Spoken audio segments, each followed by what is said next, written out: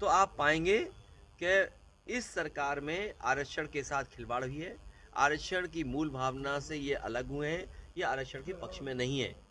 1 तारीख से समाजवादी पार्टी वृक्षारोपण करने जा रही है। सवाल खड़ा किया कि नौकरी को लेकर के देखिए, ये जो चिट्ठी पत्र या जो आरक्षण के पक्ष में आज बोल रहे हैं, ये तमाम वो लोग हैं जो भारतीय जनता पार्टी को बचाते हैं। ये उस दल को बचा रहे हैं जो दल भारतीय जनता पार्टी आरक्षण के खिलाफ है। सर, क्रिकेट में आपकी दिलचस्पी है, कल वर्ल्ड कप जीता है टीम इंडिया ने, क्या कुछ कहेंगे? मैं इंडिया की जीत के लिए बधाई देता हूँ और पूरे देश के लोग इंडिया की जीत पर खुशी मना रहे हैं। कल समाजवादी पार्टी वृक्षारोपण करने जा रही है, कि शुरुआत किस तरह से क्या रहेगा? मैं कार्यकर्ताओं को बधाई देता हूँ, जहाँ वो एक कार्यक्रम चला रहे हैं जहाँ वो पेड़ लगाएंगे और कह तो रहे हैं कि पेड़ लगाएंगे। बरगद का पेड़, पीपल का पेड़, ये ऐसे पेड़ हैं जिनकी जड़ें बहुत मजबूत होती हैं। तो हमें उम्मीद है कि जहाँ पेड़ लगा रहे हैं वहीं समाजवादी विचारधारा को भी बहुत मजबूत बनाएंगे। सर, जिस तरह से उपचुनाव होने हैं, क्या लगता है कि गठबंधन से होगा या आप अकेले? देखिए, ये फैसला अभी का नहीं है, बाद का होगा। अभी तो तारीख ही नहीं पता कि चुनाव कब होगा। इसमें बीजेपी को घबराने की जरूरत नहीं है, बीजेपी हारने जा रही है। सर, सदन में आप बैठ रहे हैं, सदन शुरू हो गया है, पिछले मुकाबले किस तरीके का अंतर अब आप देख रहे हैं? बीजेपी की क्या स्थिति है? याद होगा आपको, जब उत्तर प्रदेश का चुनाव था तो हम याद दिलाते थे कि 60 लाख बच्चों के परिवारों के साथ खिलवाड़ हुई थी, उनके भविष्य के साथ खिलवाड़ हुई, और उसका गणित भी बताते थे कि अगर उस परिवार के सदस्यों को केवल हम माँ बाप को जोड़ दें तो 3 गुना 60 लाख, 1 करोड़ 80 लाख परिवार या लोग ऐसे थे या वोट जो प्रभावित थे सीधे सीधे। अभी जो नीट का एग्ज़ाम हुआ है, कम से कम नीट का एग्ज़ाम तो नीट एंड क्लीन हो, क्योंकि वो भविष्य के हमारे डॉक्टर बनने जा रहे हैं। भविष्य में हमारा स्वास्थ्य कैसे बेहतर रहेगा, उसकी जिम्मेदारी उनके कंधे पर होगी।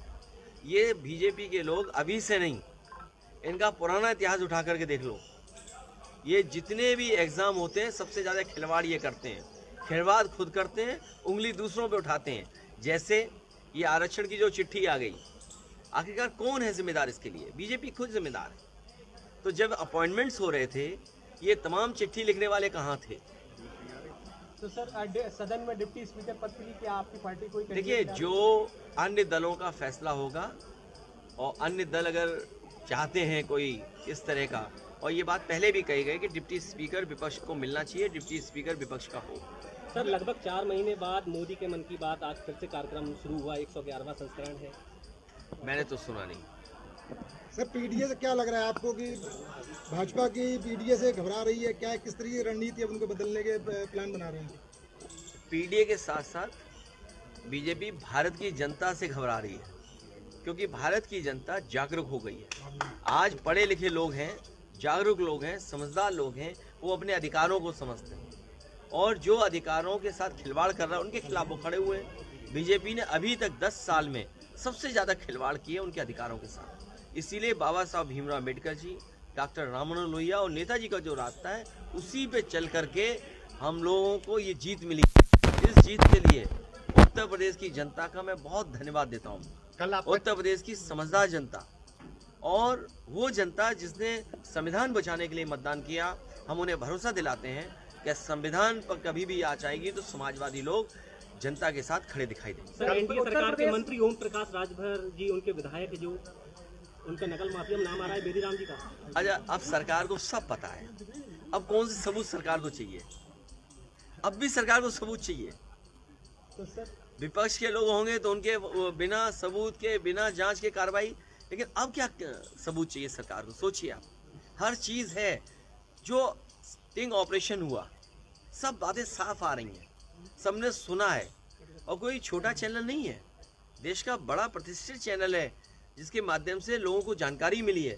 अगर नीट के एग्ज़ाम में इस तरह की खिलवाड़ होगी, या तमाम परीक्षाओं में जो खिलवाड़ हो रही है, अभी बच्चे आरओ वाले बैठे हैं, बताओ उनके साथ कितना बड़ा भेदभाव हुआ। वो अपना पूरा जीवन लगा देते हैं कि उन्हें नौकरी मिल जाए, और नौकरी इसलिए चाहते हैं कि उनका जीवन बनेगा उसके। ये उनके भविष्य जीवन के साथ खिलवाड़ कर रहे हैं। सर, उत्तर प्रदेश में नेता विपक्ष के लिए किसके नाम की चर्चा रही? नहीं, कोई चैनल बनना चाहे तो बता दे। कल आपका जन्मदिन है, किस तरह से चीजें रहेंगी कल? देखिए, मैं जन्मदिन कभी मनाता नहीं और मैं अपने कार्यकर्ताओं से कहूँगा कि सादगी के साथ मनाएं। आपको जन्मदिन की बहुत बहुत शुभकामनाएं। मैं अपने प्रेस के साथियों का धन्यवाद देता हूँ। आज दिनांक 30 जून 2024 को थाना जलालपुर पर दिलीप सरोज पुत्र गुड्रू सरोज जो कि महिमापुर के निवासी हैं, इनके द्वारा ये अवगत कराया गया कि कल शाम को अनिल सरोज पुत्र गुड्रू सरोज जो कि इनके भाई हैं एवं सुनील सोनकर पुत्र गोपी सोनकर जो कि लालपुर के निवासी हैं, इनके मध्य में शराब पी करके किसी बात को लेकर के आपस में झगड़ा हो गया। झगड़े एवं विवाद के दौरान इनके भाई अनिल सरोज के सर में चोटें आईं। अनिल सरोज को तत्काल स्थानीय प्राइवेट अस्पताल में भर्ती कराया गया, जहां से इनको जौनपुर अस्पताल के लिए रेफर कर दिया गया। जौनपुर अस्पताल में अनिल सरोज की मृत्यु हो गई। इस बात की जानकारी आज प्रातः थाना जलालपुर पर इनके भाई दिलीप सरोज के द्वारा दी गई। तहरीर लेकर के आवश्यक विधिक कार्रवाई की जा रही है। मौके पर शांति एवं व्यवस्था कायम है। चलो ठीक है, बात चलो ठीक है।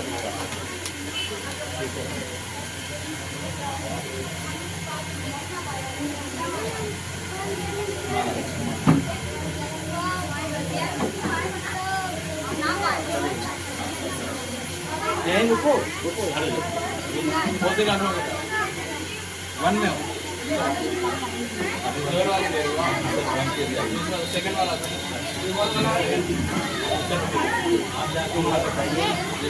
बाद में आपको मिल जाएगा।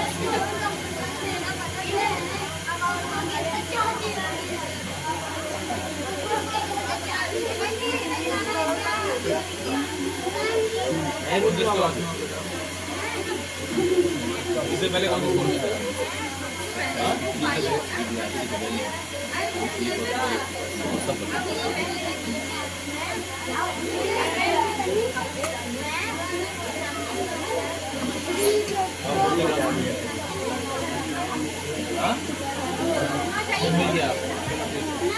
गया वो भी पकड़ लेना चाहिए ना, बाद में रख सकती।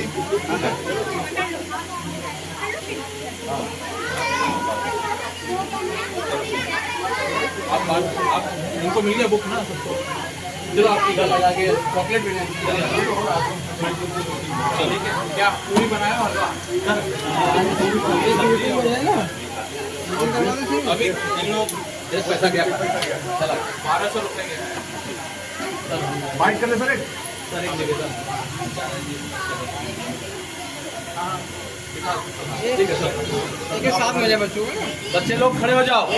वेरी गुड, ऐसे घूम जाओ इस तरफ और ये लाइन क्लास में चली जाएगी। जाओ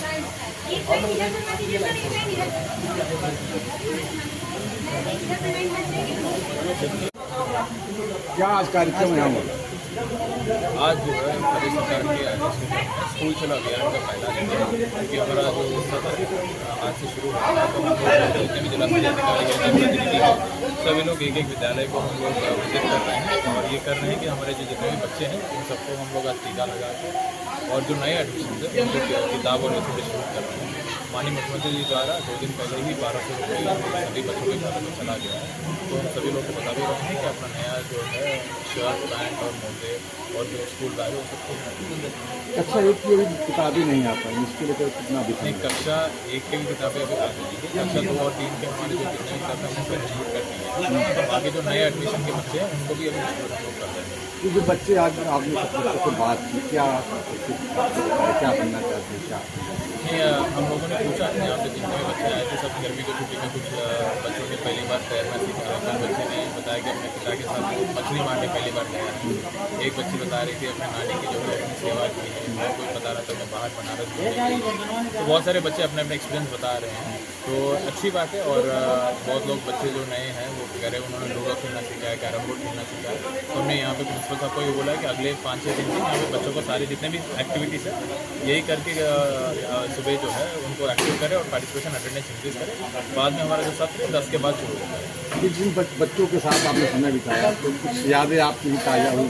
नहीं, हमेशा जब भी हम लोग विद्यालय आते हैं तो ज़रूर हमें जो मोटिवेशन मिलती है और अच्छा ऊर्जा मिलता है, बच्चों को देख के खुशी होती है, क्योंकि हमारे आने वाली पीढ़ी जो है एक बहुत ही जागरूक और बहुत ही उत्साहवंत उनके अंदर है और ज़रूर हमारे देश को आगे ले जाएंगे।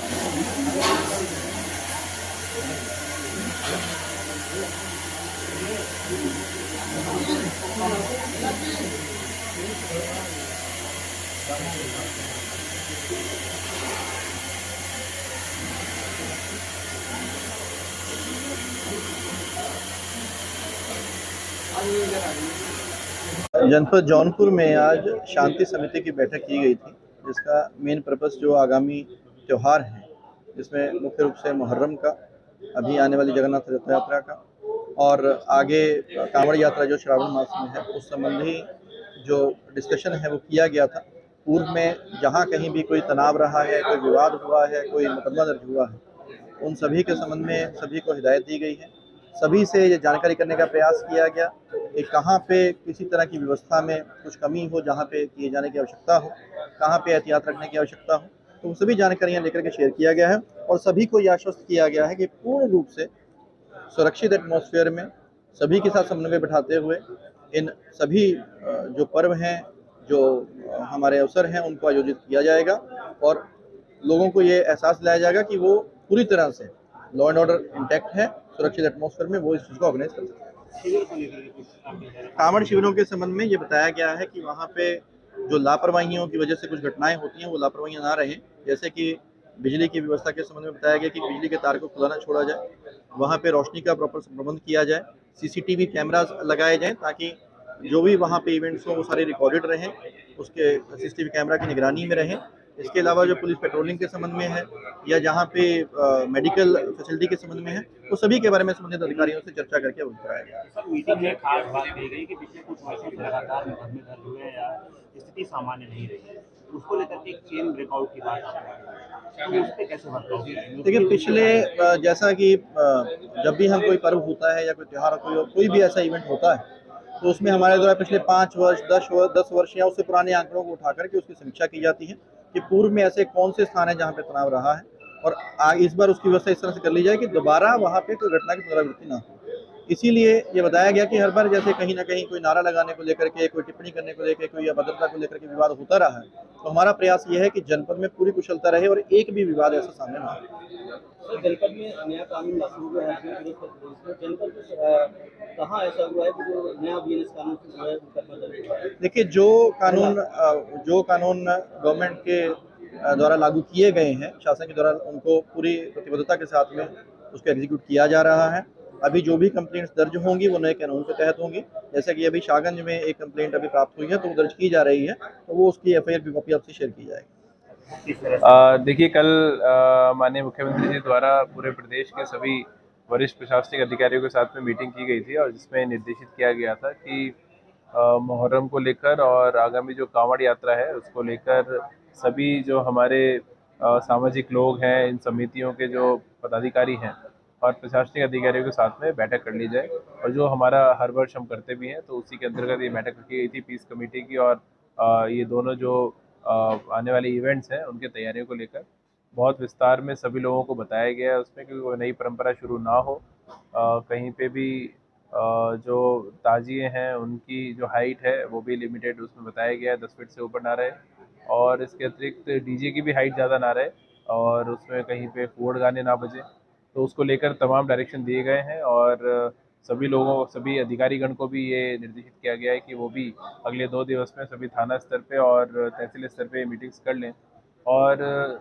सभी लोगों में मैसेज पहुँचे कि आपस में प्रेम और शांति के साथ में त्यौहार मने, नई परंपरा शुरू ना हो, कानून व्यवस्था को कोई चुनौती ना दे और एक जो कानूनी जो व्यवस्थाएं हैं और जो सरकारी निर्देश है उसके अंतर्गत ही सारी व्यवस्थाएं सुनिश्चित। और चाहे वो एक्यूज की साइड किसी पर बहानेबाजी का अवसर नहीं रहेगा, उसको टाइमली ट्रैक सजा होगी। अभी तक आप देखें कई बड़े बड़े अपराधी जिनको अभी हमने गाँव को किया है, बड़े बड़े डकैतियों में शामिल रहे, तो वो 2-3 साल से फरार रहे, तो इस वजह से उनका ट्रायल चालू नहीं हुआ। तो अभी वो इसके लिए बंद हो गई है, नहीं करना हुआ है। अभी उनके लिए सकती होगी वो आए ना आए उसका चार्ज बनेगा। तो इसलिए मैं पहली बात तो ये क्लियर कर देना चाह रहा हूँ कि पिछली बार तो एक घटना ये हो गई, इस बार हम ये प्रतिबद्ध है पूरी तरह से कि एक भी घटना हम नहीं होने देंगे, और जो भी प्रयास करेगा फिर उसको हम कानून के माध्यम से कायदे से छोड़ेंगे, उसका इलाज फिर ऐसा करेंगे। तो इसलिए जैसा भी डीएम साहब ने बताया, कल माननीय मुख्यमंत्री द्वारा बैठक करके इस संबंध में अवगत कराया गया कि किसी भी तरीके से किसी गरीब का घर या उसके घर का कोई हिस्सा तोड़ा नहीं जाएगा, किसी भी यात्रा के लिए, किसी भी जुलूस के लिए, कोई पेड़ काटा नहीं जाएगा, कोई बिजली की तार को काटा नहीं जाएगा।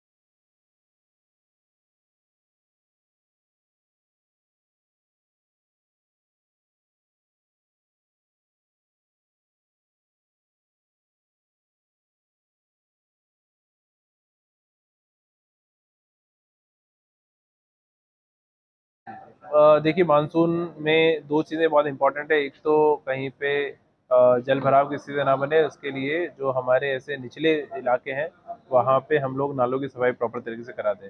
मैं खुद उसको विजिट कर रहा हूँ, मैंने परसों भी किया था, आज भी हमने एक इंस्पेक्शन रखा हुआ है।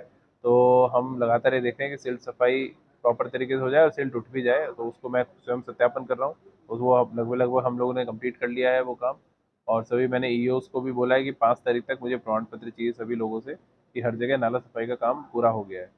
दूसरा जो समस्या आती है, निचले इलाकों में फिर भी पानी भरता है, तो वहाँ पे हमने पंप सेट की व्यवस्था करने के लिए बोला है कि अगर कहीं पे तेज बारिश होती है तो पंप सेट लगा के तत्काल उस पानी की निकासी की व्यवस्था हो जाए।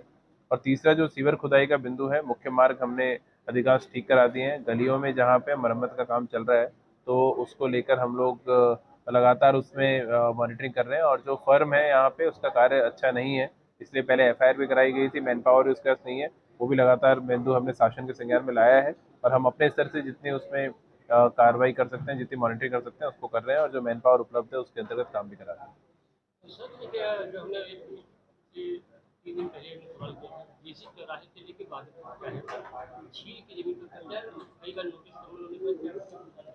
ये एसडीएम सदर यहाँ पे हैं, आपने परसों नोट कराया था, मैंने इनको नोट कराया, ये इनकी रिपोर्ट मुझे देंगे, उसके बाद में हम इस पर वो करेंगे एक्शन। इससे पहले भी जहाँ पे भी कब्जे की शिकायतें आती हैं, थोड़े दिनों पहले कब्रिस्तान में कब्जे की आ रही थी, वो भी हमने हटवाया था। तो अब ये अब ये पूरी कार्रवाई हो जाएगी, किसी की हिम्मत नहीं है। अभी हमने जो भी हमारे लापरवाह कर्मचारी हैं उसके खिलाफ हमने एक्शन लेना शुरू किया है।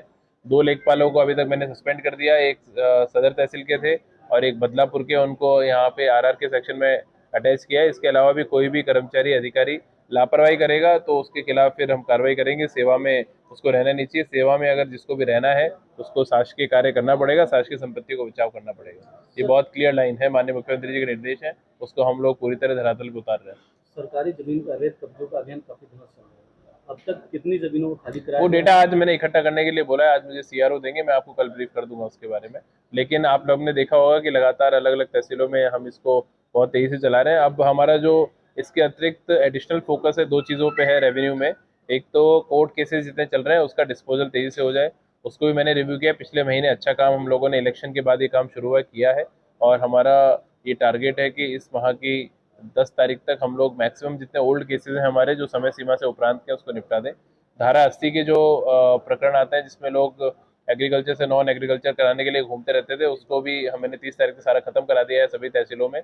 और उसमें कई बार धनादोहन की शिकायतें आती थी, तो वो कहीं से कोई शिकायत नहीं है और उसको हमने डिस्पोज किया है। और अब धारा 24 जो पैमाइश के विवाद हैं, 116 जो बंटवारे के विवाद हैं, और इसके अतिरिक्त धारा 34 जो विरासत या बेनामे से लोग ज़मीन खरीदते हैं, उसमें किसके नाम दाखिल खारिज होगा उसके विवाद है, उसको भी हम लोग बहुत तेज़ी से निपटा रहे हैं। तो ये जो शिकायतें आ रही हैं यहाँ पे लगातार, मेरा जो अनुभव है पिछले 4 माह का, कि रेवेन्यू डिपार्टमेंट में ये कहते थे कि सब रिपोर्ट नहीं लगा रहे हैं, समय मैंने अधिकारी जिम्मेदारी तय की है। सब करीब 5 नायब तहसीलदार को नोटिस जारी किए हैं, 1 SDM को नोटिस जारी किया है और 3 तहसीलदारों को नोटिस जारी किए हैं कि इसमें उनके निलंबन की कार्रवाई तक कराई जाएगी। तो इसलिए ऐसा ये कतई कोई अधिकारी किसी मुकालदे में ना रहे कि हम कोई जूनियर कनिष्ठ अधिकारी की जिम्मेदारी तय करके छोड़ देंगे। नीचे से लेके ऊपर तक प्रत्येक को काम करना है, प्रत्येक को मेहनत करनी है, प्रत्येक की जवाबदेही है और समय जनता के कामों को करना है। काटिए सर, काटिए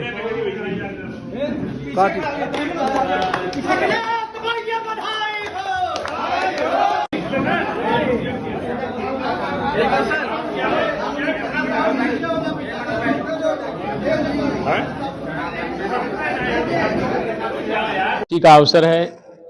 आज माननीय राष्ट्रीय अध्यक्ष जी का जन्मदिन है और मैं समझता हूं जिला मुख्यालय कार्यालय पर पार्टी के निर्देशानुसार जिला पार्टी ने कार्यक्रम का आयोजन किया है। मैं इसके लिए जहां जिला पार्टी को धन्यवाद देता हूं, वहीं माननीय राष्ट्रीय अध्यक्ष जी को दीर्घायु होने की कामना करता हूं, जन्मदिन की हार्दिक बधाई देता हूं, हार्दिक शुभकामना देता हूं। दोस्तों, हमारे पूर्व वक्ता साथियों ने बड़ा बेहतरीन तरीके से प्रकाश डाला है। जहां अभी विशेष रूप से माननीय राष्ट्रीय अध्यक्ष जी का लोकसभा के चुनाव के समय जो निर्णय हुआ, उस निर्णय के तहत आप सभी साथियों ने, मैं समझता हूं कि दोनों सीटें जिता करके एक तरीके से जो महान कार्य किया है, उसके लिए मैं अपनी तरफ से, अपने समर्थकों की तरफ से आप सभी को मैं बहुत बहुत हार्दिक बधाई देता हूं, हार्दिक धन्यवाद देता हूं। जहां अपने जीते हुए प्रत्याशियों को बधाई देता हूं, वहीं आप लोग उसकी जड़ में हैं, आप सबको बधाई देता हूं। और माननीय राष्ट्रीय अध्यक्ष जी का जो निर्णय हुआ, जिस निर्णय के तहत उन्होंने प्रत्याशियों को उतारने का काम किया, जिस पर हमारे पूर्व वक्ता साथियों ने भी अपनी भावना व्यक्त किया कि बहुत ही अच्छा उनका डिसीजन था। और उस डिसीजन के तहत उन्होंने इस तरह का निर्णय लिया कि जिसमें तमाम आम आवाम, पीडीए के बारे में एक चीज जरूर मैं कहना, पता नहीं हो सकता है मेरी सोच गलत हो, जहां मैं बधाई देता हूं, धन्यवाद देता हूं, आप सबके प्रति हार्दिक शुभकामना व्यक्त करते हुए माननीय राष्ट्रीय अध्यक्ष जी के बारंबार दीर्घायु होने की कामना करता हूं। वहीं पीडीए के संदर्भ में कहना चाहता हूं कि जो पत्र आया होगा कि पीडीए पखवाड़ा चल रहा है पेड़ लगाने के लिए, उसमें कहना यह है कि मेरे समझ में ये आता है कि विषय शायद ये है कि समाजवादी पार्टी जातिवादी नहीं है। जो जातिवादी है वो समाजवादी नहीं है। समाजवादी पार्टी के लिए कार्यक्रम आया है कि पीडीए के लोगों को लेकर के इन वृक्षों का वृक्षारोपण करिए। मेरे समझ में आता है रुखसार भाई।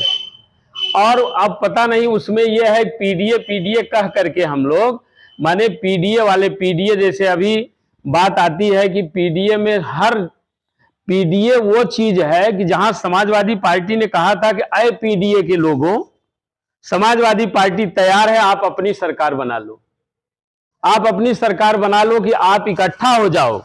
और उस इकट्ठा होने में चाहे पिछड़ा, दलित, अल्पसंख्यक, और जहां प्रेस वालों ने उनसे पूछा कि ए का मतलब क्या अल्पसंख्यक ही है, तो उस पर उन्होंने जवाब भी दिया कि आपकी सोच जहां तक पहुंचती है आप दिमाग लगाइए, लेकिन ए का मतलब जहां अल्पसंख्यक भी है वहीं आधी आबादी भी है और आदिवासी भी हैं और तमाम सारे लोग हैं जिसमें कोई वंचित नहीं है। यह समाजवादी पार्टी का नजरिया है। और नजरिए के हिसाब से आज भी जब हम कार्यक्रम करने जा रहे हैं तो अपेक्षा यह है कि अय पीडीए के लोगों, उन पेड़ों को अब लगाओ, उन पेड़ों को लगाओ जो लगातार आपको ऑक्सीजन देते हैं, जिनकी जड़ गहरी होती है, और ऐसा पेड़ लगाओ कि जिनकी जड़ इतनी मजबूत हो जाए कि धरातल पर उस तरह की मजबूती उतर आए कि जिसका कोई फिर दूसरा विकल्प न बन पाए। ऐसी सोच के तहत मैं समझता हूं कि पत्र आया है और मैं समझता हूं बड़ी गंभीरता से पार्टी के अध्यक्ष जी और उनके संगठन के साथियों ने लिया है। कार्यक्रम भी हर विधानसभाओं में चल रहा है और माननीय राष्ट्रीय अध्यक्ष जी जिस सोच और विचारधारा को लेकर के चल रहे हैं कि जहां आज वह कहते हुए कोई व्यक्ति जितने भी लगाव में समाजवादी परिवार और माननीय राष्ट्रीय अध्यक्ष जी के संपर्क में रहे, यह कहने में नहीं थक रहे हैं कि आपका निर्णय बहुत अच्छा था, आपका निर्णय बहुत अच्छा था। और सबको इस बात की अपेक्षा है कि निर्णय इसी तरह से होता चला जाएगा तो वो दिन दूर नहीं कि जहां आज तीसरे नंबर की पार्टी पूरे देश में बनी हुई है, वहीं राष्ट्रीय दर्जा प्राप्त करते हुए पार्टी आपकी निश्चित रूप से देश में एक नंबर के रास्ते पर जाने का भी काम करेगी। और मैं समझता हूं जिस तरह से सीटें आपने पाया, ये तो हम कहेंगे कि उस तरह का प्रयास हम सब लोग या पार्टी परिवार के लोग नहीं कर पाए, नहीं तो विस्तार आपका ऐसा होता कि समाजवादी पार्टी के चलते आज देश में सरकार बन गई होती। लेकिन उन सारी परिस्थितियों में आपने जो अपनी धैर्यता का परिचय दिया है, जो आपने सराहनीय कार्य किया है कि जहां प्रत्याशी आए थे आपके बीच में, वहां ऐतिहासिक जीत दिला करके आपने जिताने का जहां काम किया, और जो एक लाइन बन रही थी लंबाई की समाजवादी पार्टी की, उसमें अपने लोगों को जिता करके आपने उस कतार को लंबी करने का जो काम किया है, उसके लिए जितनी आप सबको बधाई दी जाए उतनी कम है। एक बार पुनः आप सभी को धन्यवाद देते हुए, पार्टी संगठन को बधाई देते हुए माननीय राष्ट्रीय अध्यक्ष जी के दीर्घायु होने की कामना करता हूं। जन्मदिन की अखिलेश यादव जी का जो 51वां जन्मदिन मनाया जा रहा है, उनके दीर्घायु होने की शुभकामना देता हूं। और साथ ही साथ समाजवादी पार्टी उन्हीं के साथ साथ हमारी आगे बढ़े। कभी हम लोग कल्पना किए थे सम्मानित साथियों, बहुत पहले की बात है, एक सपना था हम लोगों का कि दल हमारा बुढ़ा न हो। ये नेताजी का सपना था, स्वर्गीय मुलायम सिंह जी का। उस बैठक में कहीं न कहीं हम लोग भी उपस्थित थे। बल्कि कुछ प्रस्ताव आए, पहले नेताजी नहीं मान रहे थे। हम जैसे कुछ लोग उसमें गुस्ताखी किए, जिदबाजी किए कि करिए आप इसको। बहरहाल आज कहीं नेताजी मौजूद होते तो जितना खुशी हम लोगों को हो रही है, उससे कई गुना खुशी उनको भी होती। इस अवसर पर मैं उनके मृतक आत्मा को प्रणाम करते हुए उनको अपना श्रद्धा सुमन। सम्मानित साथियों, यही आप लोगों के बीच में कई बार मैं बोल चुका हूँ कि हम लोग वर्तमान एवं भूत हैं, हमारी आने वाली पीढ़ी जो वर्तमान एवं भविष्य। हमारा भविष्य उज्जवल दिखाई दे रहा है। अल्लाह निश्चित रूप पर हम लोगों को बहुत खुशी इस बात की। सम्मानित साथियों, एक निवेदन मैं करूंगा, आप लोगों को सुझाव मैं दूंगा। उसे अध्यक्ष जी अपने बोलते में कह दिए कि पूरे प्रदेश और जिले में एक कार्यक्रम चल रहा है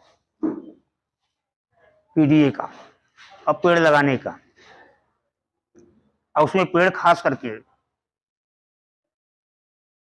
पीपल, नीम, बरगद या ऐसे वृक्ष जो कि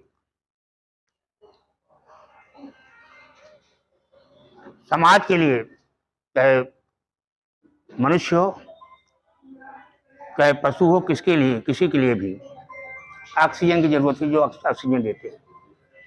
और साथ ही साथ ये वृक्ष ऐसे हैं जो कि जो फल देते हैं उसको कोई पक्षियां खाती हैं। ये पक्षियों का भी आहार है।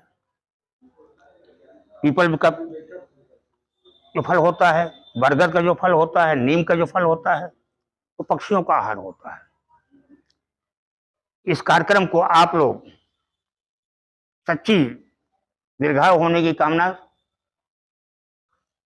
माननीय राष्ट्रीय अध्यक्ष जी के साथ साथ पार्टी के दीर्घायु होने की कामना तभी सफल होगी जबकि 7 दिन का जो कार्यक्रम मेरा चला गया है, इस कार्यक्रम को लेकर के आप लोग गांव-गांव में जाएं। और 7 दिन का कार्यक्रम है। अगर एक ब्लॉक में 3 दिन का कार्यक्रम हमारे लगाए जाएंगे तो शायद कोई कोना हमारा बचेगा नहीं। इस निवेदन के साथ पुनः मैं राष्ट्रीय अध्यक्ष जी के दीर्घायु होने की कामना करता हूं और साथ ही साथ इस बात के लिए मुबारकबाद, बधाई उनको देता हूं कि वो पीढ़ियों को लेकर के जो आगे बढ़े हैं, और मेरी शुभकामना भी है कि वो आगे बढ़ें और पार्टी को दीर्घायु बनावें। साथ ही साथ जिले के सभी खास करके अध्यक्ष जी को और उनके संगठन को और सभी नेताओं को, सभी कार्यकर्ताओं को तो यहाँ पर उपस्थित है, जो नहीं भी उपस्थित है, सबको मेरी तरफ से बधाई है। इसलिए बात के लिए बधाई है कि बहुत पहले जौनपुर में 3 सीट हम जीते थे लोकसभा का।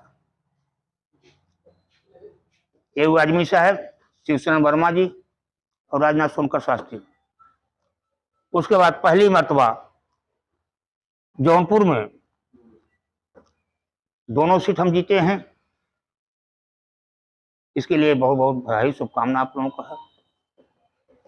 और साथ ही साथ पुनः मैं आप लोगों की तरफ से, अपनी तरफ से, पूरे जनपद की तरफ से उनके दीर्घायु होने की कामना करते हैं।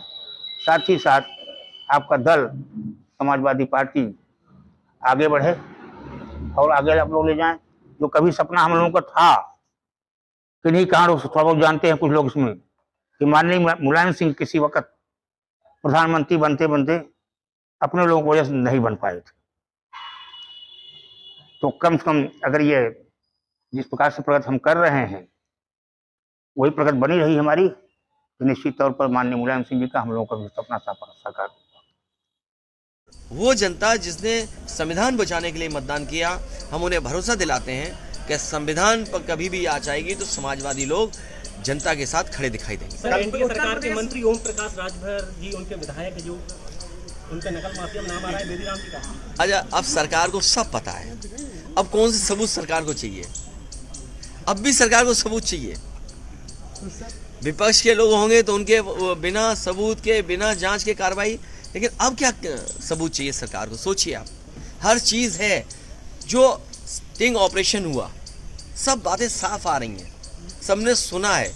और कोई छोटा चैनल नहीं है, देश का बड़ा प्रतिष्ठित चैनल है जिसके माध्यम से लोगों को जानकारी मिली है। अगर नीट के एग्ज़ाम में इस तरह की खिलवाड़ होगी या तमाम परीक्षाओं में जो खिलवाड़ हो रही है, अभी बच्चे ARO वाले बैठे हैं, बताओ उनके साथ कितना बड़ा भेदभाव हुआ। वो अपना पूरा जीवन लगा देते हैं कि उन्हें नौकरी मिल जाए, और नौकरी इसलिए चाहते हैं कि उनका जीवन बनेगा उसके, ये उनके भविष्य जीवन के साथ खिलवाड़ कर। भारतीय जनता पार्टी जब से सरकार में आई है, उनका एक एक फैसला देख लें अगर आप, उसमें आरक्षण के साथ खिलवाड़ हुई है। और आरक्षण की जो मूल भावना थी उसके खिलाफ लगातार भारतीय जनता पार्टी काम कर रही है। जब से दिल्ली और यूपी की सरकार में आए हैं, मैं यूं कहूं कि पीडीए परिवार के लोगों के साथ भेदभाव हो रहा है। और भारतीय जनता पार्टी नहीं चाहती है कि जो समाज, जो बहुजन समाज, जो पीडीए परिवार, चाहे वो अल्पसंख्यक हों, आदिवासी हों, आदि आबादी हो, पिछड़े हों, दलित हों या अन्य जातियां जिनको आरक्षण से सम्मान का जीवन जीने का मौका मिलता था, उस आरक्षण के साथ लगातार सरकार खिलवाड़ कर रही है। जहां तक पिछले चुनाव में एक कदम बढ़कर के हम सभी लोगों ने मांग की कि जाति जनगणना हो और आबादी के हिसाब से हक और सम्मान मिले, यही हमारा संविधान कहता है। और यही मूल भावना थी मंडल कमीशन की, यही बाबा साहब चाहते थे, यही डॉक्टर राम मनोहर लोहिया चाहते थे, यही नेताजी का रास्ता रहा। ये जो लोग आजकल पत्र लिख रहे हैं या दिखावटी काम कर रहे हैं, ये भारतीय जनता पार्टी को बचाना चाहते हैं। भारतीय जनता पार्टी की ये रखवाली करना चाहते हैं, क्योंकि उन्हें महसूस हो गया है कि इधर जागरूक जनता इनके खिलाफ मतदान कर रही है। 3 गुना 60 लाख, 1 करोड़ 80 लाख परिवार या लोग ऐसे थे या वोट जो प्रभावित थे सीधे सीधे। अभी जो नीट का एग्ज़ाम हुआ है, कम से कम नीट का एग्ज़ाम तो नीट एंड क्लीन हो, क्योंकि वो भविष्य के हमारे डॉक्टर बनने जा रहे हैं। भविष्य में हमारा स्वास्थ्य कैसे बेहतर रहेगा, उसकी जिम्मेदारी उनके कंधे पर होगी। ये बीजेपी के लोग अभी से नहीं, इनका पुराना इतिहास उठा करके देख लो। ये जितने भी एग्ज़ाम होते हैं, सबसे ज़्यादा खिलवाड़ ये करते हैं, खिलवाड़ खुद करते हैं, उंगली दूसरों पे उठाते हैं। जैसे ये आरक्षण की जो चिट्ठी आ गई, आखिरकार कौन है जिम्मेदार इसके लिए? बीजेपी खुद जिम्मेदार है। तो जब अपॉइंटमेंट्स हो रहे थे, ये तमाम चिट्ठी लिखने वाले कहाँ थे? तो सर सदन में डिप्टी स्पीकर पद के लिए क्या आपकी पार्टी कोई देखिए, जो अन्य दलों का फैसला होगा और अन्य दल अगर चाहते हैं कोई इस तरह का, और ये बात पहले भी कही गई कि डिप्टी स्पीकर विपक्ष को मिलना चाहिए, डिप्टी स्पीकर विपक्ष का हो। सर लगभग 4 महीने बाद मोदी के मन की बात आज फिर से कार्यक्रम शुरू हुआ, 111वां संस्करण है। मैं इंडिया की जीत के लिए बधाई देता हूँ और पूरे देश के लोग इंडिया की जीत पर खुशी मना रहे हैं। मैं कार्यकर्ताओं को बधाई देता हूँ जहाँ वो एक कार्यक्रम चला रहे हैं जहाँ वो पेड़ लगाएंगे और कह तो रहे हैं कि पेड़ लगाएंगे, बरगद का पेड़, पीपल का पेड़, ये ऐसे पेड़ हैं जिनकी जड़ें बहुत मजबूत होती हैं। तो हमें उम्मीद है कि जहाँ पेड़ लगा रहे हैं वहीं समाजवादी विचारधारा को भी बहुत मजबूत बनाएंगे।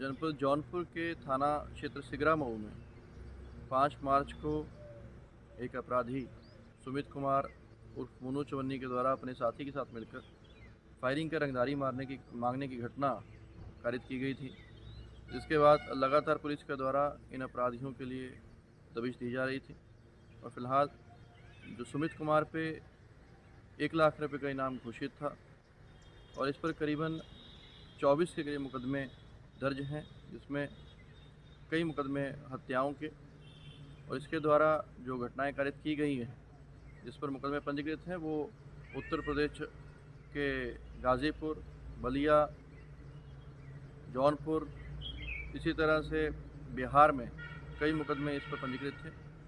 आज सुबह सुमित उर्फ मोनू चवन्नी की तलाश के लिए STF की टीम और साथ में जौनपुर पुलिस की टीम दोनों जॉइंटली उसके लिए लगे हुए थे।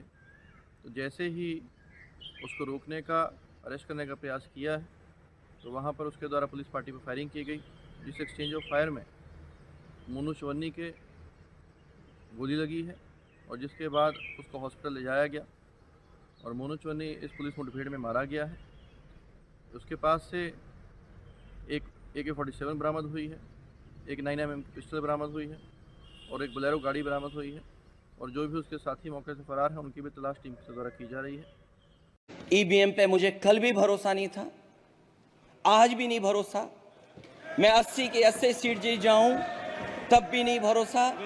और मैंने अपने चुनाव में कहा था अध्यक्ष महोदय कि EVM से जीत करके EVM हटाने का काम करेंगे। न EVM का मुद्दा मरा है न जाएगा खत्म। जब तक EVM नहीं हटेगी हम समाजवादी लोग उस बात पर अड़ग रहेंगे। हम सबने इसलिए वॉकआउट किया कि जो प्राइम मिनिस्टर अपना राष्ट्रपति अभिभाषण पर जो भाषण दे रहे थे उन्होंने कुछ गलत बातें सदन को बताई, गलत झूठ, और उनकी आदत है कि झूठ बोलना, लोगों को भ्रमित करना और जो सत्य के जो विरोध में बात करना, ये उनकी आदत है। और मैंने सिर्फ उनको इतना ही पूछा कि जब वो संविधान के बारे में बोले कि आज लोग संविधान के लिए बचाने के लिए डंडोरा पीट रहे हैं, ऐसी बात उन्होंने कही। तो हमने ये कहा, देखो संविधान तो आप नहीं बनाए, संविधान के आप विरोधी थे, इसीलिए मैं वो क्लैरिफाई करना चाहता हूं कि कौन संविधान के फार थे, कौन संविधान के खिलाफ थे, किसने संविधान बनाया, किसने संविधान के खिलाफ बात किया, वो मैं उनके सामने रखना चाहता था। मैं ये रखना चाहता था कि उन्हीं के पेपर में आरएसएस के जो मुखपत्र है ऑर्गेनाइजर 30 नवंबर 1949 में अंक में संपादकीय में लिखा था। ये ऑर्गेनाइजर तो ऑथेंटिक पेपर है उनका, ये उनका ऑफिशियल पेपर है। उसमें ये लिखा गया था, भारत के इस नए संविधान की सबसे बुरी बात यह है कि इसमें भारतीय कुछ भी नहीं है।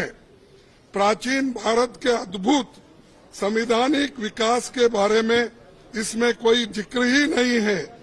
आज तक मनुस्मृति में दर्ज मनु के कानून दुनिया की प्रशंसा का कारण है। ये किसने कहा?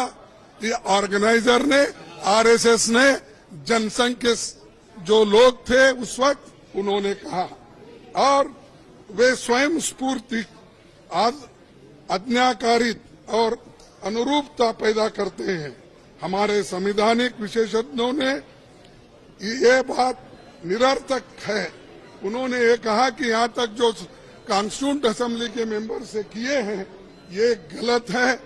उन्होंने उस वक्त अपोज करके इस संविधान को उन्होंने नकार दिया था, और आज उसकी रक्षा की खुद बात करते हैं और हमारे को बोलते हैं कि हम संविधान विरोधी है। अरे खुद विरोधी है, जन्मता ही विरोधी है, शुरू से विरोधी है। इसको जब इसका जन्म शुरू हुआ उस दिन से इन्होंने बहुत से पुतले जलाए, अंबेडकर के, नेहरू जी के पुतले जलाकर रामलीला मैदान में उन्होंने ये सब काम किया। आज ये बोल रहे हैं कि हम संविधान के विरोधी हैं। क्या नाम आपका है और क्या घटना हुई आपके साथ? मेरा नाम रितेश कुमार सेठ है। मेरा घर ताड़तले में है, जौनपुर। मेरी दुकान नंदगंज चौराहे पर है, रामदयालगंज में पड़ता है, शिवा ज्वेलर्स के नाम से है। मेरा बकाया पैसा था। सभाजीत यादव, उनके पिताजी का नाम विजयी यादव है। उनका घर उंचनी चौराहा से अंदर गांव में है। उन्होंने मेरा 2 लाख के लगभग बकाया किया था। उनसे जब पैसा मांग रहे थे तो आजकल कर रहे थे, आज करीबन 1.5 से 2 साल हो गया है। पैसा मांगने के लिए मैं कल उनको रोका, दुकान बढ़ा करके जाते समय वो लोग 4-6 लोग थे, उनके साथी लोग, सब लोग हमको वहीं पे मारे हैं। मेरा चैन छीन लिए हैं। मेरा बैग था, चाबी का में सामान रखा हुआ था, 600 ग्राम चांदी का सामान था। एक मंगलसूत्र गूंथने के लिए ग्राहक का मिला था, 8 ग्राम के लगभग का वो था। 18,000 रुपया एक ग्राहक ने दिया था हमको, जो रेहन निकालने के लिए पैसा दिया था। ये सारी चीज़ें मेरी उन लोगों ने छीन ली, और बैग में मेरे चाबी था, तिजोरी की चाबी, शटर का चाबी, सब छीन लिया और हमको मारे हैं। चोट वगैरह भी लगा हमको। मेरी ये उंगली नहीं मुड़ रहा है, कलाई नहीं मुड़ रहा है, ये चीज़ ये लगा है, अंगूठा नहीं हिल रहा है, उंगली नहीं मुड़ रहा है, सर में लगा है, इधर है, इधर सर में पीछे चोट लगा है। पैसा मांगने पे मारे हम उनका इज्जत भी संभाले और पैसा मांग रहे हैं तो मार भी रहे हैं। शिकायत आपने जिला प्रशासन, पुलिस प्रशासन से किया? ये 112 पे हम फ़ोन किए थे, रात में आए हैं पुलिस वाले सब लोग, पता किए हैं, तो फिर उसके बाद चले गए पूछ-पाछ के। फिर हम मड़ियाऊ थाने पे गए रात में, वहाँ पर तहरीर दिया है, तो उन्होंने बोला कि सुबह आइएगा। अभी तक न मेरा किसी ने मेडिकल कराया है, न कोई दवा दिलाया, न कुछ, कोई सुनवाई अभी तक नहीं है। आज आप एसपी साहब के हैं, क्या एसपी साहब से मुलाकात की है? अभी मुलाकात नहीं हुआ है सर, बैठे हैं, अभी नंबर लगा हुआ है, मुलाकात करेंगे उनसे। और कहीं आपने शिकायत की? जी, हमने शिकायत मुख्यमंत्री पोर्टल पे भी किया है और बनारस अधिकारी को भी किया है, यहाँ कप्तान साहब को किया है, मड़ियाऊ में रात में ही दे चुके हैं तहरीर। कितने बजे घटना है? ये तकरीबन 6:30 से 7 के बीच में। कितना सामान आपने उनको दिया था? हमने उनको सामान दिया था लगभग 60 ग्राम सोने का और 1.25 किलो के लगभग, आधा किलो के ऊपर का चांदी का सामान दिया था उनको हमने, जिसमें मेरा 1.5 से 2 लाख रुपए बकाया था। वो पैसा हम मांगते हैं, आज आना कल आना, कभी फ़ोन नहीं उठाते हैं, घर पे जाएंगे तो मुलाकात नहीं होता है। एक बार इनके बड़े भाई से बात हुआ था तो फ़ोन पे गाली गलौज करने लगे। फिर इनसे बात की इनके छोटे भाई से, तो बोले कि हमसे मतलब है, आप उन लोग से मत बोलिए, उनसे पैसा मत मांगिए। कल का वादा किए थे, फ़ोन नहीं उठा रहे थे तो हम उनको रोके हैं रास्ते में, जब रोके हैं तो सीधे मारने लगे। तो अभी तक मेडिकल वगैरह आपका नहीं? कुछ नहीं हुआ है। आप क्या मांगे हैं? हमारी मांग यही है सरकार से और प्रशासन से कि हमारा जो सामान छीना गया है वो पैसा, हमारा सारा सामान वापस मिले और जो मेरा बकाया पैसा वो मिले, और हमारे जो मान सम्मान पर हानि हुई है, जो ठेस लगा है, जो चौराहे मेरी दुकान के सामने मारे हैं, वो माफ़ी मांगे। और मेरे साथ जीवन में कभी भी घटना घटती है तो उसकी जिम्मेदारी वो लोग लें। आप उसके बाद जब मेरा ब्रीफिंग खत्म हो जाएगी, आप लोग फ्री हैं अपने क्वेश्चन पूछने के, राइट? फिर स्टार्ट कर दीजिए। दिनांक 2/7 को जनपद हाथरस के पुलिस थाना सिकंदराबाद ग्राम पिलरई मुगलगढ़ी में एक बेहद दुखद घटना हुई, जहाँ पे श्री सूरजपाल उर्फ नारायण सरकार बाबा, जिनको भोले बाबा भी कहते हैं, के सत्संग आयोजन के अंदर पटखड़ मचने से कई लोगों की मृत्यु हो गई। टोटल मृतकों की संख्या 121 है, जिसमें 2 पुरुष, 112 महिलाएं, 6 बच्चे और 1 बच्ची। 121 जो मृतक हैं उन सभी की शिनाख्त हो चुकी है और पोस्टमार्टम की प्रक्रिया, जैसा जिलाधिकारी महोदय ने बताया, सभी की पूरी हो चुकी है। इसमें जनपद हाथरस के 19 हैं, बदायूं के 6 हैं, ललितपुर का 1 है, कासगंज के 10 हैं, अलीगढ़ के 17 हैं, शाहजहांपुर के 5 हैं, आगरा 18 है, फिरोजाबाद 1 है, गौतम बुद्ध नगर 1 है, एटा से 10 है, मथुरा 11, औरैया 2, बुलंदशहर 5, पीलीभीत 2, संभल 2, लखीमपुर 1, उन्नाव 1, गाजियाबाद 1, ग्वालियर 1, मुरैना मध्य प्रदेश में 1, पलवल हरियाणा में 1, फरीदाबाद हरियाणा में 4 और डीग के 1। टोटल 121 की संख्या है। घटना की सूचना होते ही वरिष्ठ अधिकारियों को संज्ञानित होते हुए तत्काल मौके पर पहुंचे और जनपद के सभी अधिकारियों के द्वारा जो प्रथम दृष्टि हम लोग के द्वारा जो काम चालू किया गया वो युद्ध स्तर पर बचाव और राहत कार्य किया और प्राथमिकता पे घायलों का इलाज कराना, समुचित इलाज कराना और मृतकों की शिनाख्त कर पोस्टमार्टम अतिशीघ्र करा के सम्मानपूर्वक प्रक्रिया से मृतकों के शव परिजनों को सुपुर्द करने की कार्रवाई की गई। जैसा कि आप लोगों को विदित है, घटना के संबंध में ऑनरेबल पीएमओ द्वारा 2 लाख रुपए की धनराशि और माननीय उत्तर प्रदेश शासन द्वारा 2 लाख रुपए की धनराशि जो मृतक है उनको दी गई है।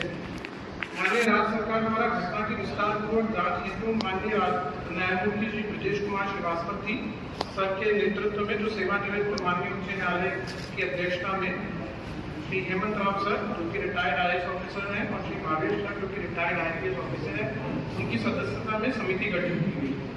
इस संदर्भ में थाना सिकंदराबाद में 2/7/2024 को अभियोग पंजीकृत किया गया था, जो कि भारतीय न्याय संहिता की धारा 105, 110, 126(2), 223 और 238 के अंदर पंजीकृत किया गया। घटना की विवेचना को 2/7 तारीख को ही पुलिस अधीक्षक महोदय द्वारा नाम प्रवेश राय क्षेत्राधिकारी नगर को स्थानांतरित किया गया और इनके साथ एक सह विवेचक के रूप में थाना प्रभारी कोतवाली विजय कुमार को सह विवेचक नियुक्त किया गया। विवेचना प्रारंभ करते हुए 6 लोगों की अभी गिरफ्तारी की गई है। विवेचना के क्रम में एडीजी 2 नागरा द्वारा सभी जनपद में निर्देशित किया गया है अपने जनपद में गिरफ्तारी हेतु और जोन स्तर के ऊपर भी एक SOG टीम का गठन हुआ है, जो कि संलिप्त लोगों और संस्था के सेवादार अधिकारी पदाधिकारियों की भूमिका पर जांच करेगी। इसके अलावा रेंज लेवल की जितनी भी SOG टीम है उनको पुलिस अधीक्षक हाथरस के सहयोगात संबद्ध किया गया है। घटना स्थल को सुबह 3 तारीख को सुबह ही फॉरेंसिक टीम और फील्ड यूनिट द्वारा साक्ष्य संकलन की कार्रवाई से गहन रूप से वहां पर साक्ष्य संकलन की कार्रवाई की गई थी। कल मौजूद है, जैसा मैंने बताया 6 लोगों की अभी गिरफ्तारी हुई है, जिसके अंदर रामगढ़ से रहबारी सिंह यादव निवासी भानीपुरा थाना प्रभावी जनपद मैनपुरी, उपेंद्र सिंह यादव पुत्र रामेश्वर सिंह निवासी शिकोराबाद जनपद फिरोजाबाद, मेघ सिंह पुत्र हुकुम सिंह जनपद हाथरस सिकंदराबाद थाना, इनकी गिरफ्तारी की गई है। मंजू यादव मनीष सुशील कुमार थाना सिकंदराबाद, इनकी गिरफ्तारी की गई है। मुकेश कुमार जो कि पुत्र मोहन सिंह ये थाना सिकंदराबाद के हैं, इनकी गिरफ्तारी की गई है। मंजू देवी पत्नी किशन कुमार यादव कटोरा थाना सिकंदराबाद 40 वर्ष, उनकी गिरफ्तारी की गई है। इनकी गिरफ्तारी जो है थाना कोतवाली और सिकंदराबाद से की गई है। विस्तार पूर्वक जब इनसे अभी प्रथम दृष्टि हम लोग की पूछताछ हुई है तो इनके द्वारा बताया गया कि ये सभी लोग आयोजन समिति के अध्यक्ष हैं, समिति के मेंबर्स हैं और पूर्व में इनके द्वारा कई आयोजनों के अंदर भी पार्टिसिपेट किया गया है। इस मुख्यतः सेवादार के रूप में कार्य करते हैं और आयोजक और इनकी संस्था और पूर्व में इनके द्वारा कई आयोजनों के अंदर भी पार्टिसिपेट किया गया है। ये मुख्यतः सेवादार के रूप में कार्य करते हैं और आयोजक और इनकी सत्संग कमेटी में भीड़ इकट्ठा करना, चंदा इकट्ठा करना, इन सब चीजों का सहयोग प्रदान करते हैं। साथ ही साथ वहाँ पर जो देखा गया कि बैरिकेडिंग द्वारा भीड़ नियंत्रण करना, श्रद्धालु पंडाल की व्यवस्था करना, वाहनों की पार्किंग की व्यवस्था करना, कार्यक्रम स्थल पर खर्चा, बिजली की आपूर्ति, जनरेटर सफाई व्यवस्था इत्यादि इन लोगों का कहना है कि हम लोगों के द्वारा कराई जाती है। वहाँ पर तो ये चीज आप लोगों ने भी देखा होगा, जो आपके वीडियो आप लोग के पास आए होंगे, आपने भी देखा होगा कि इनके द्वारा ब्लैक कलर की डांगरी और जंगल वाली डांगरी और पिंक कलर की यूनिफॉर्म पहनी थी। तो इनके द्वारा बताया गया कि एकता हेतु वहाँ पर पिंक की जाती है, जिससे हम भीड़ को अपने आप से नियंत्रित करते हैं। बाबा के अनुयायियों के बारे में पता लगा कि उनके बारे में काफ़ी मान्यताएं हैं और बाबा के चरण रज लेने से बहुत सारे संकट दूर हो जाते हैं। और हम लोग चरण जो बाबा की गाड़ी थी उसको काफिले को भीड़ से निकालने हेतु आगे पीछे दौड़ते हैं। उस दिन भी बाबा के चरण रज के लिए भीड़ गाड़ी के आसपास आई तो सेवादारों ने भीड़ को रोका और जैसे काफिला आगे निकला तो सेवादारों ने भीड़ को चरण रज होने के लिए आगे में छोड़ दिया। उसके बाद महिलाएं बच्चे एक दूसरे के ऊपर गिर गए। घटना जब हुई तो ये लोग मौके से फरार हो गए। इनके द्वारा वहाँ पर किसी प्रकार का कोई सहयोग वहाँ की पुलिस या प्रशासनिक व्यवस्था को नहीं दिया गया। एक बात तो और प्रकाश में आई कि वहाँ पर ये किसी भी व्यक्ति को वीडियो बनाने से रोकते थे। मैं पुलिस प्रशासन को अभी तक की हम लोग की पूछताछ और साक्ष्य चले गए और वीडियो आप लोग के माध्यम से भी प्राप्त हुए, उसके अंदर देखा गया कि उनके द्वारा खुद ही अपने आप को भीड़ नियंत्रण का प्रयास किया जाता है और किसी प्रकार की पुलिस वहाँ पर या प्रशासनिक व्यवस्था को ये लोग एक तरह से अलाउ नहीं करते हैं। इनके अपने इसमें रिजर्वेशन है। ये भी बात जो मुख्य अभियुक्त है जो प्रकाश मधुकर है, उनके ऊपर 1 लाख की गिरफ्तारी का लेवल के ऊपर आदेश किया जा रहा है। 1 लाख का जो पुरस्कार होता है घोषित किया जा रहा है। शीघ्र उनकी NPW की भी कार्रवाई की जाएगी और इसमें खासतौर से विवेचना में भी इस चीज को भी देखा जाएगा कि कोई आपराधिक षड्यंत्र किसी व्यक्ति द्वारा या किसी संस्था द्वारा तो नहीं है, किसी साजिश का तो हिस्सा है।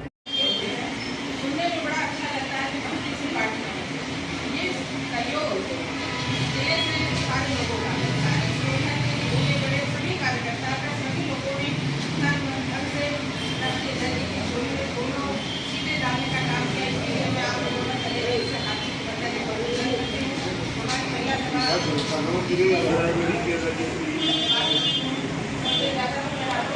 अपने जिला अध्यक्ष को धन्यवाद करती हूँ कि उनकी अगुवाई में दोनों की बार बार धन्यवाद करती हूँ। और ये सोशल मीडिया पे और देश में इस बात की चर्चा हो रही है कि राष्ट्रीय अध्यक्ष ने कितनी बढ़िया तरह की बात की है। हमारा पर्यावरण समाजवादी भाई बहनों की इतना दम है जो जिस वृक्ष को लगाएंगे तो लालन पालन करके बड़ा वृक्ष बनाएंगे, क्योंकि वो हमें और आपको कोई ले, क्योंकि हम लोग बेफिक्र काम नहीं करते हैं। ये नहीं कि फेसबुक पे हम लोगों ने फोटो खिंचा लिया और बात कर दी। कम से कम हम लोग जो वृक्ष लगाएंगे उसको बड़ा होते हुए बोलते हम अपनी पार्टी में उसको भी देखेंगे। वो बहुत चर्चा कर रहे हैं।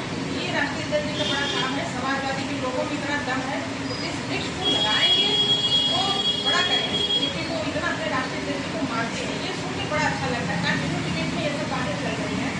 तो बहुत बहुत शुभकामना आप लोगों को। इसके साथ मैं अपनी बात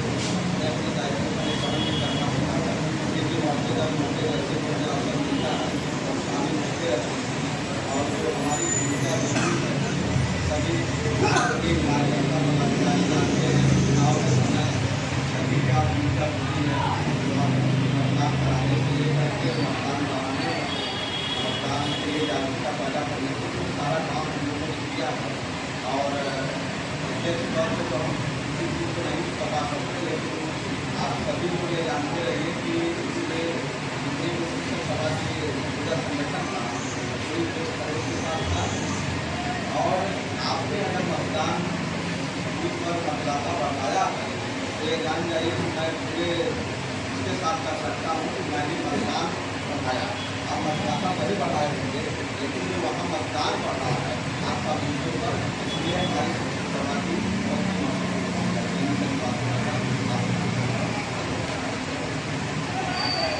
आगे बढ़ाते हुए